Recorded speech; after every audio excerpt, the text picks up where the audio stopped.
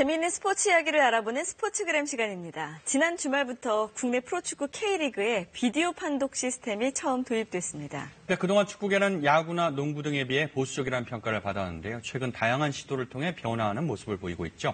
자, 한성윤 기자. 네. 이제 스포츠계의 비디오 판독이 대세인가 봐요. 예, 그렇습니다. 이제 그동안 4대 스포츠 중에 축구만이 비디오 판독이 없었는데 네. 이제는 축구까지도 완벽하게 대세로 자리 잡았고요. 일단 지난 주말에 시행을 해봤더니요. 2번의 골이 무효 판정을 받았고 한 번은 페널티킥 판정이 내려졌습니다. 그러니까 이 비디오 판독으로 인해서 승부가 뒤바뀌었다라고 봐도 좋을 정도로 굉장히 큰 변화를 몰고 왔다 이렇게 보면 될 것 같습니다.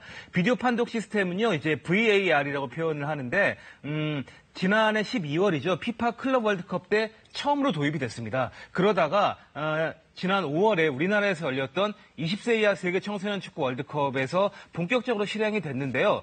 16번 중에 12번이나 판정이 바뀌었어요. 그러니까 승부에 그야말로 결정적인 영향을 미쳤다라고 봐도 좋을 것 같은데요.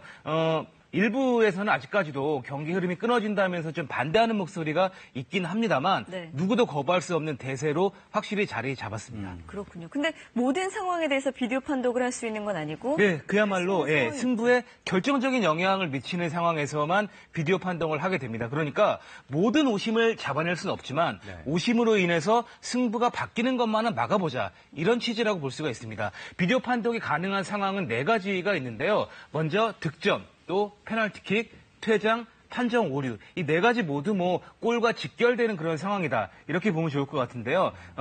사실은 장비가 굉장히 비싸요. 한 2억 원 정도 하는 장비이기 때문에 도입이 쉽지는 않았습니다. 그런데 1부 리그 경기뿐 아니라 FA컵 결승이라든지 여러 대회에 쓰일 예정이고요.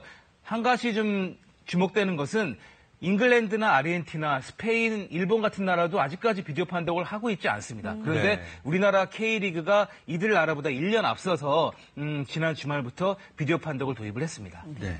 자, 이제 그 비디오 판독 요청을 하게 될 텐데 야구를 보면은 이제 감독이 하게 되는데 축구 같은 경우는 이제 어떻게 되는 거예요? 감독도 합니까? 선수도 할 수? 야구 같은 경우는 감독들이 주로 이런 표시를 이제 하죠. 예. 박은영 아나운서가 야구 팬인 만큼 굉장히 잘 알고 있는데요.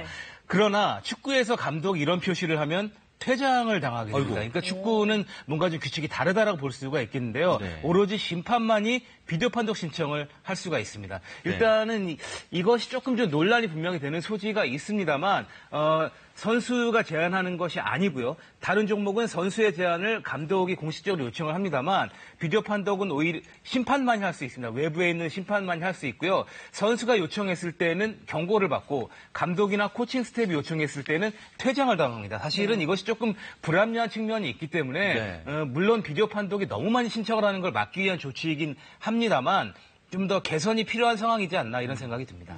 다른 종목에 비해서도 비디오 판독이 축구가 좀 늦었는데 60분 구상을 또 내놨다고요? 예, 지금 축구는 90분이라는 것이 교과서에도 사실은 실려 있는 것인데 이 교과서가 바뀔지도 모르겠습니다. 어쩌면 축구가 60분 시대가 내년부터 도입될 수도 있다. 이렇게 보면 좋을 것 같은데요. 세계 축구 평의회가 내놓은 구상입니다.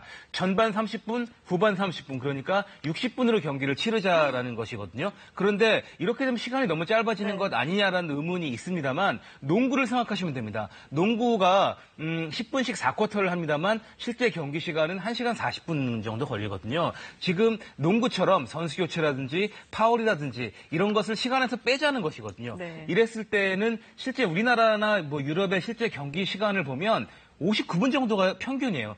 지금과 다를 바가 없고요. 오히려 사라지는 것은 무엇이 사라지냐면 이른바 침대 축구라는 것이 있지 않습니까? 이기고 있는 상황에서 일부러 시간을 끄는 이런 것들이 완전히 사라질 수밖에 없습니다. 왜냐하면 시간이 정지되어 있기 때문이죠. 그래서 축구를 뒤바꿔보자 이런 제안이 나오고 있고 현실화될 가능성이 굉장히 높다라고 볼 수가 있습니다. 네. 사실 국제축구연맹이 지금 변화를 주도하고 있는 입장인데 승부차기도 좀 바뀌었다면서요? 예, 승부차기가 실제로 바뀌었죠. 예전에는 먼저 차는 팀이 굉장히 유리했었는데 지금은 그런 것은 완전히 사라졌고요.